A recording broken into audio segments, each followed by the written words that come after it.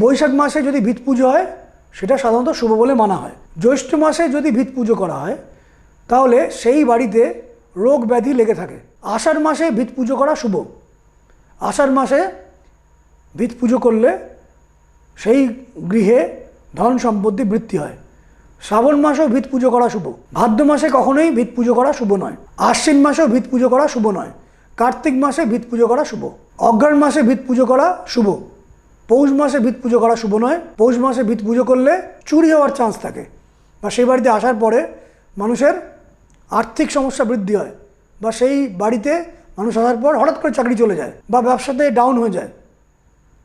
যদি মাঘ মাসে ভিত পুজো করা হয় সেটিকে শুভ বলে মানা হয়। যদি ফাল্গুন মাসে ভিত পুজো হয় সেক্ষেত্রেও নানাবিধ উন্নতি, নাম যশ, বৈভব এবং রাজতুল্য সম্মান আসে ফাল্গুন মাসে যদি ভিত পুজো করা হয়। আর চৈত্র মাসে যদি ভিত পুজো করা হয় তাহলে দেখা যায় যে সে বাড়ির স্বামী স্ত্রীর মধ্যে অশান্তি আসে, স্বামী স্ত্রীর রিলেশনের মধ্যে ট্রাবল আসে এবং আর্থিক ক্ষয়ক্ষতি হয়।